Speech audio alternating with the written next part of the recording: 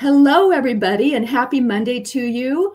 This is the Change Book International podcast. You know, I bring you amazing authors every Monday, and today is no exception. I'm Nicole Harvick, and I am your host today. And our amazing guest today is Patrick Richard Garcia. How are you today? I'm very well. Have yourself. I'm great. I'm great. And I'm glad I finally got you on here. We had a few bumps, but here you are in person. And one of the first questions I am curious about is how did you choose the change book to write your chapter? I would say it's a very cool concept. I would say me saying that because I was approached by this opportunity and 2 years ago. I I think that at the time it was just a timing, and I was figuring out financially how to do it. But at the same time, like I was very excited and amped. So I was like, you know what, I'll leave it and see where it is, and then I think what became urgent is when it was the last version with Les Brown. Like, okay, you know what? He's my main person. I've been learning from him since I was a kid. So you know what? Why not? And I've jumped in. And then I didn't realize with this last group, incredible group of people that I cooperate with, it was really great. I've never regretted at all. I'm very glad that I made a decision. And of course, I met Jim Lutz as well, one of the main publishers and authors, and then of course next is Jim Britt. So definitely want to network with them. They're like the main brains of what they do. Really understand the whole reason why they do it, and really look at the whole self growth, self development world. It's very big, and I can't imagine it's always growing. It's a I would say it's a big opportunity, but also it's really learning how to really make yourself one of the best. That's a great way to put it because Jim and Jim, as you know, they strive for being the best and they've succeeded. They've succeeded. And, you know, to have those two gentlemen as our mentors. And just like this is the first Monday in April. So tonight, guess what? We have our mastermind with Jim Britt and Jim Lutz. And, you know, you can't pay for things like that. I don't even, you know, I know they coach, but you know, to get that mentorship, have your picture on the cover of the book. How does that feel to you? When it first came out, I was like, oh, okay, it's just me in there. But when I actually look at it, well, I'm I'm still waiting for the books to come through the mail, which ironically from the US to Canada takes a while. So I'm still waiting. But I know from that, I was really just taking in at the moment and everything, and just really look back then and up to now, like wow, this is actually me in the cover. Like I would never imagine myself in the cover, front cover, and really just embraced it. And it's really a powerful um, testament to the all the stuff, challenges, breakthroughs, and everything I've gone through in my life, and really know that this is still a stepping stone and a milestone towards where my life will be created and destined at the same time. Wonderful. And I know we don't want to let everything out of the bag, but can you give us just a quick synopsis of what your chapter is going to be about? Yeah, so my chapter is really so I've written for other books that are co-author as well, and I designed a way that with now the change, me choosing as a chapter, I made it seem that it's the current version of what my life will be today. I've essentially just wrote about my learning disability, like really short it because my first co-author, I give it a whole entire like in-depth story of how my diagnosis went from 5 years old up to graduate from school and then started from there. But now it's really bringing that and condensing it, really making it clear and make it really concise to make sure that it's really there.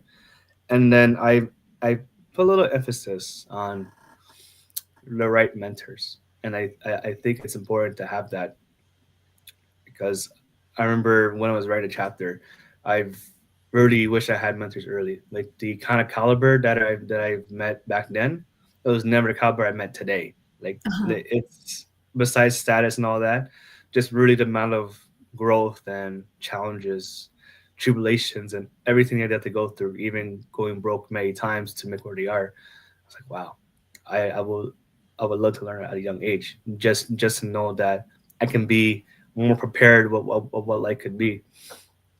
But Yeah. it's really good that I learn it now because that I can pass on to my kids that hey, um, having a mentor at early age, it could be me, it could be someone else. It's really important because then I would say it's not like it's you want to go through it much easier. It's more just going through things the way that it's more designed than just okay, you want to have more control of it. I think that's what I'm trying to get. It's having more a internal control of life instead of just oh too much external. And I think that's why I remember I was writing a chapter as well. That there's too many externals that allow too many of them coming in, and it's like yeah, this is not gonna work for me. So I Yeah. knew that I need to take more control of my life. Yes. And I love that you mentioned that because I talk about that a lot because I'm a very spiritual person. And, people think the outside world is what dictates who you are and who you need to be. And, even like on social media, everyone wants to look like, one of the Kardashians and I just tell people that outside world will go away. And if you go inside of yourself, that's where all your power is. That's where all your knowledge is. That's where you're going to figure out who you are and what you want to be when you grow up. I'm still growing up, so I'm always on. I'm always like, okay, what am I going to be next? But I agree with you on that internal world. If we rely on that instead of the external world, we're going to have a whole different outcome on what happens and who we are. Do you agree with that? Oh, I wholeheartedly agree with you. 1,000% agree with you. It's been evident, and I can say as well with with the lifetime and timeline of what we go through and myself too. So if you don't document anything, then it's really hard to say that oh I've gone through this because people can say you're just BSing or you're just saying things that you want to impress people. But when you document, which is why authorship is so important, because when you author, it's in paper. Like no one can take that away from you, even though people could lie about it or be a good liar. But the truth is there in the authorship, and then that's where I became in love with writing books now. Since my first one, 2021, up to now, I really understood why having a book is important. At the beginning, I read a lot of books, but I can understand why people have like 20, 30 different books. But then as I dive deep into it, it's sharing the knowledge, sharing experience. Like, oh wow, they gone through different stages, different things come up, new concepts come up, some things got rewritten, revised. Like, wow. So that means growth never stops. And I really understood with that happening, it comes to the point where you really need to keep reevaluating your life a lot. That means the opportunities, the type of people that you have in your life, um, the um, the type of everyday consumption of things, like of course the social media, all the junk out there, all distractions. And I've noticed that like yeah, there's I never realized we're more distracted than ever before, and it takes I would say now than ever, it takes not only willpower, but also takes a lot of discipline, people around you to keep you held accountable. But I would say prior to that, we don't need all of these things. But now with everything that's with AI and technology coming up, you need a whole new process and support system to keep it going. Because if you're doing it alone, it literally can't work now. It worked back then, but now it's literally impossible. If I met someone who did it by himself, oh, I'll be like stunned.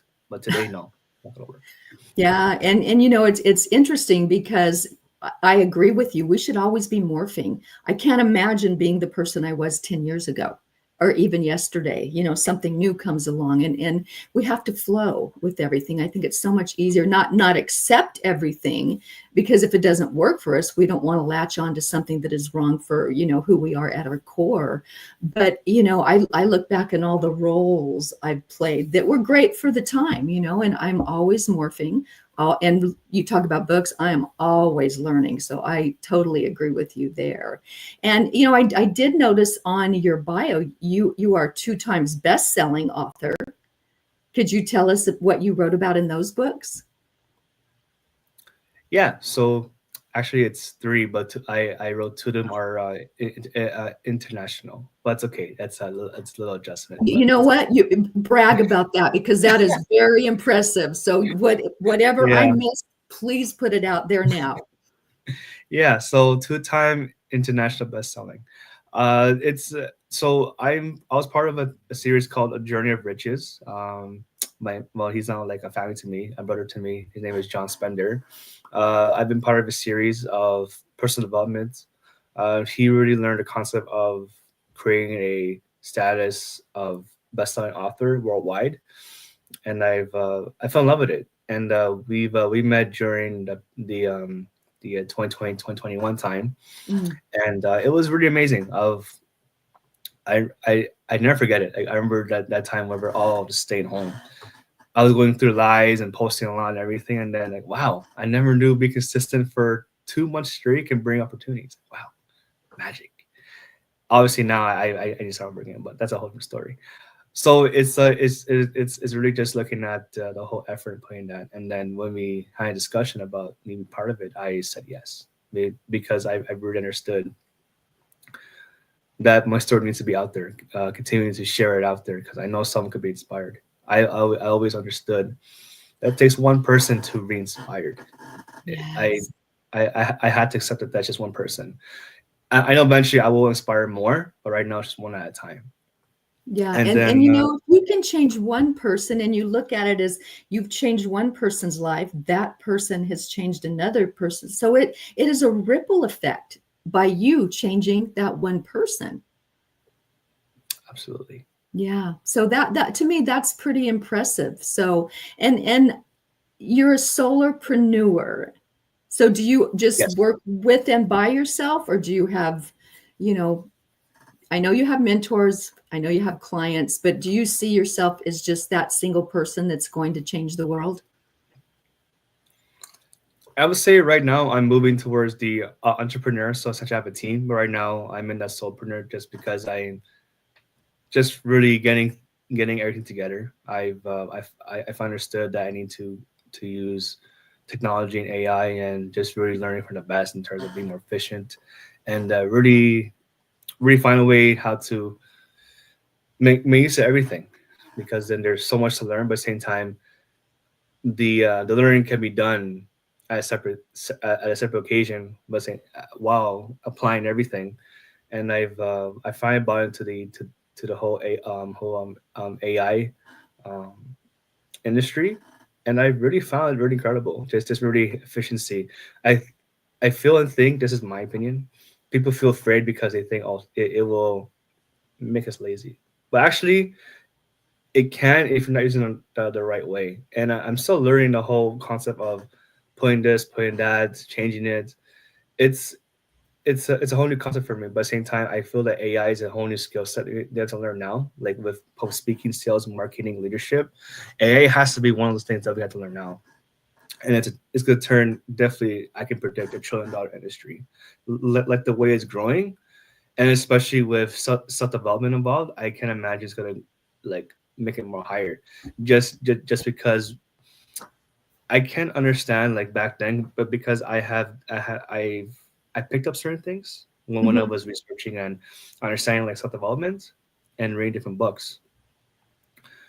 Like back in history, like from Marcus Aurelius to Mm. Socrates, they all had like these different script papers, and learning it. Like they had their accountability was themselves. They had no one. They had themselves mainly to account for, and just passing knowledge up to now. I can really understood why with technology now we can accelerate our growth process within less than a year, 6 months.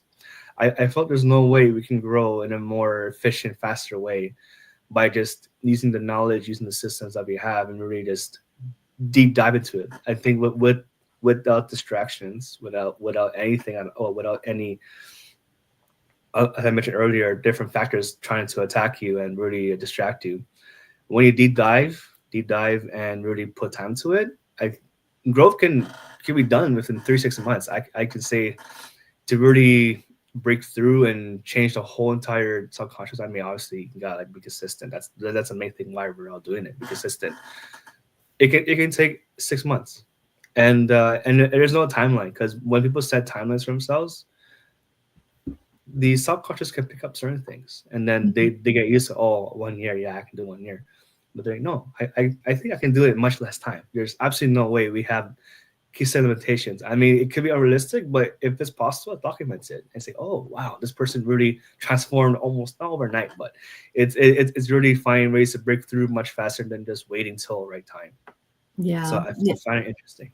Yeah, no, and I agree with you about timelines totally. It's I think we have timelines from the day we're born, that we've put in place before we ever came here. We kind of wrote our own script. And so I do agree with that. And I use AI as well. I of course I hone it and make it my own, but it's a great outline. It's a great outline Yes. to tap into other minds because, yes, we're great minds, of course, but there's other great minds. And, when you can like combine like that, I think that's a great way that you talk about being that ripple is to put forth something that many minds have collaborated on. Hmm. Absolutely. And you are also a speaker. Yes, I am. Tell us about that. What do you speak about and who do you speak to? So I would say like, wait, I think I have three different types, but they're all within this similar kind of circle.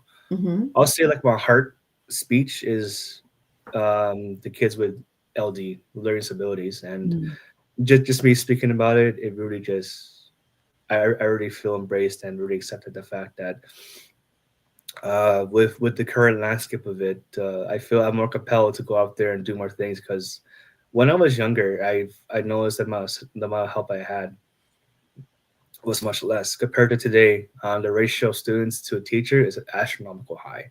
Like Yes. I saw, yeah, I visited one school where my former special ed teacher that had me for a year. Now she's handling in one school almost 40 to 50 kids. Like, wow, It's I never, impossible. I couldn't imagine like why has this happened, how this happened. There's so many factors involved, and with the whole system strained, I can imagine it's not mirrored in U.S. and Canada, but regardless of how it is, um, we need the right people and models and systems to help parents understood that like people like me have succeeded, and I want to share the fact that if you give up on them, then they'll give up too. So it's really sharing that concept of working together, and I think that's where I appreciate my parents more, but more my mom as well. That why I love sharing my stories because with my mom being the forefront of speaking for me with a kid, up to grade 8, I was an advocate for myself, and then leading up to doing a full-time degree, which I couldn't imagine I could do it, and I felt pretty happy that I completed and all of that with setbacks. But then that's where a lot of times when parents and kids that can also mentally grasp the whole concept of going through it, they it's hard to see it because then they haven't met anyone who had gone through it. So that's where my role now is important, and I've been finding out other opportunities to be on podcasts, different places to speak, and yeah, just really being out there. And my speaking started off when I was in first year university. I remember my first year I was like 18. I remember I just grabbed my shell more and really figure out what I want to do and figure out really who I want to be. I think that was a critical year. I wanted to be a whole different person, like from high school. Like, no, this is only me. And I was involved. I remember I was signing up a lot of opportunities, even though I looked silly and all of that. I remember I had to get rid of my stage fright. That was the number one thing I had to get rid of. Was Yes, this? I've had that. Yeah, that was the biggest goal I had to. And then now I've gotten used to being up there, being silly and make mistakes. I think that's a big thing I had to do. Now I'm more comfortable in just being up on the stage, really just speaking from the heart, speaking of what I want to speak in. Even just give me a couple of notes, I'll speak it. It's just really understanding why I want to be up there. Good, And good. I know as me, myself, I believe culturally there's not a lot of Filipinos that speak. Like I've never met anyone, but besides presidents and senators and government officials, but no one that's like out there. I was like, wow, there's not none of us out there. I'm not jumping the race card, but there's not a lot of us out there. I would say due to the fact that we're systemized to be doctors and nurses and engineers, but other any other careers that are not part of it, like being an artist, or like, oh, it's a pipe dream. So that's where a lot of it shut down. The amount of support that we get, it is very hard.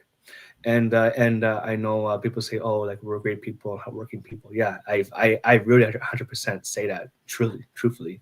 But then when it comes to fulfilling dreams, oh, we're quite a whole opposite of that. So it's really understanding uh, that being me also being like an author, speaker, and all these different roles, is essential for me to be that. So then people can see, oh, it's possible, but they understand that it's not making the money, but it's also about building your brand exposure, the growth of the whole process of it, and really leveraging what you have to build yourself and your generation. Wow. And I think that I love that, you also are a mentor also as well as a speaker because, you brought up that you're Filipino and how they've kind of put you in a box and you're showing people, everyone, that you can step out of that box and be very successful.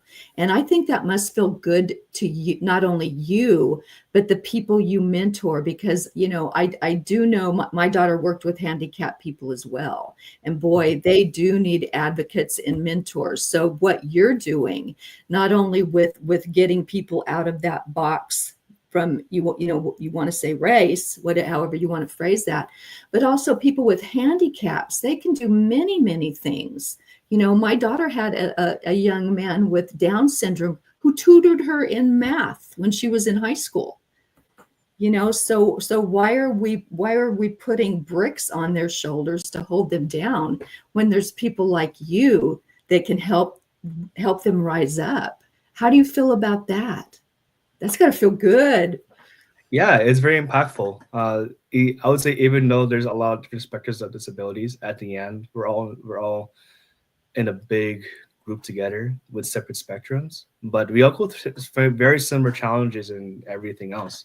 Like we all go through the same concept of life, same air, same food we eat. It's just how mentally we look at it, and importantly, just really, I understand the scientific part of certain disabilities with lifespan difficulties, but hey, if you have 5 years to live, 10 years to live, make the most of it. And I think that's where I want to preach at. Like even though no matter what deck of cards we have and given and our circumstance and what kind of disability that we have, if you know you have impact and you have a story to share and you have a certain timeline, do it.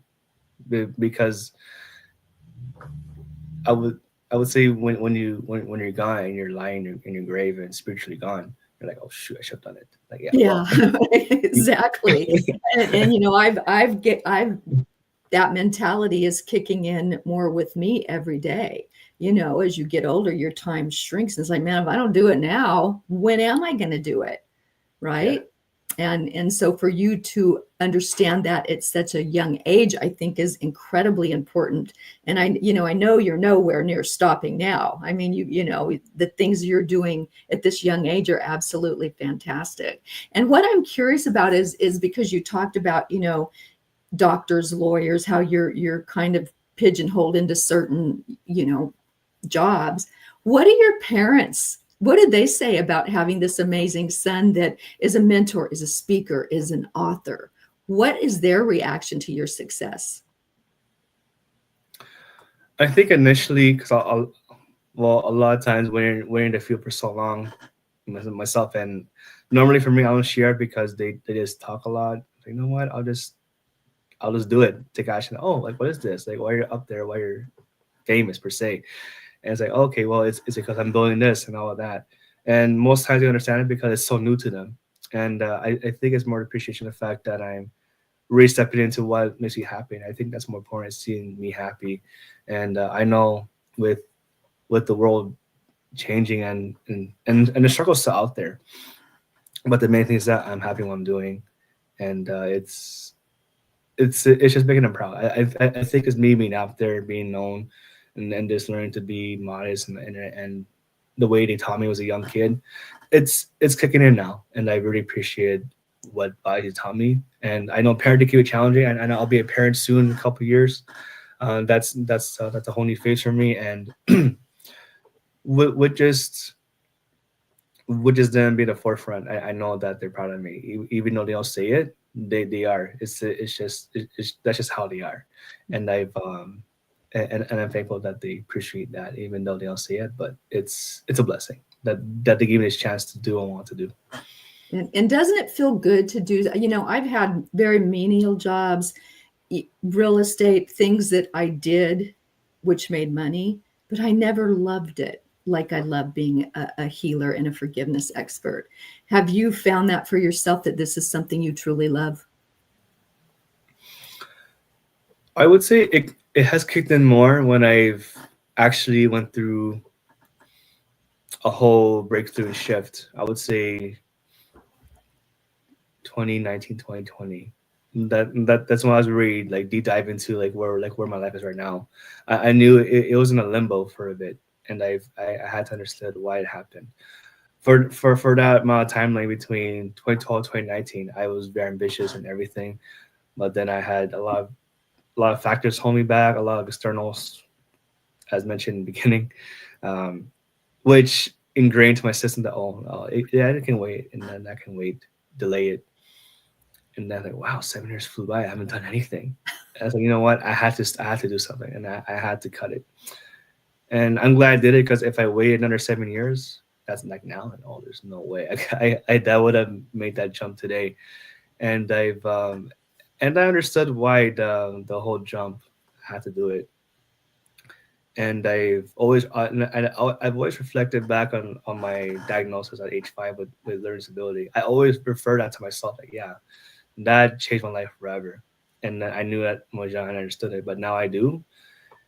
It's just carrying that part of my life to my next children I want to have, and even just sharing with other people as well. Just knowing that there's many ways to be successful, even though it's not always monetary, which a lot of people do measure now, which is unfortunate. But yes, and actually, like monetary is a big part of it, but it cannot be the full definition of success, because then you have to measure your happiness, your joy, satisfaction, all of that. And I think also with being satisfied, it's also about being hungry as well. I think still having that competitive edge of being hungry and still wanting to learn and grow, that has to come innately. And I know it's with my young adult age, has been there, but now obviously for adult it dwindles down. We're not enough exposed to it. Hence why I always make sure I'm into sports, because sports was my thing since I was like half my life. I always play sports just because I want to keep building my competitive juices. So that's why I'm doing it until now, really figuring out how to win and all of that. So that's the reason why I still love what to do. And then with having that part of my life, I understood that um, there's many ways to figure things out, and there's no limits to what can be done. So that's why right now I'm so into what I'm doing now and really making an impact everywhere I go. Well, I think you're going to make a huge impact on everyone you meet, talk to, and just have relationships with, because you're amazing. And this went so fast. We're at the end of our time right now, but you're so inspirational. I want you to leave our audience with just like a little nugget of how to keep them motivated, how to keep them on track, how important they are, and how they can do things like you've done as well. Can you just give us a little nugget real quick? Sure, I would love to give one. When you when you see timelines, any timeline could be formulated or yourself or someone gave it to you. Just imagine, let's say you have a 6 month deadline. What if you can do it in 4, 5, 1 month? You think it's impossible, but when you break it down, like do the whole entire like reverse engineering, oh yeah, it's doable. Once you know that you can do it quicker, then you're going much faster because then you're already broken the box of saying the limit or what's given to you. So I would say definitely the challenge is to keep breaking timelines and find a way how to be efficient and faster. Brilliant. I love that. And to our audience, we are out of time right now, but I have put links to how to get a hold of Patrick here. There's several of them in there. Please reach out to him. This is a man of wisdom and courage. So I want to thank you for being on our show today and giving us such an amazing insight into what you're doing, how you're doing it. And I just wish you the best of luck with everything you do. So thank you for being here today. Thank you to our audience, and come back again next Monday while we have another amazing author on the Change Book International podcast. Thank you, everyone.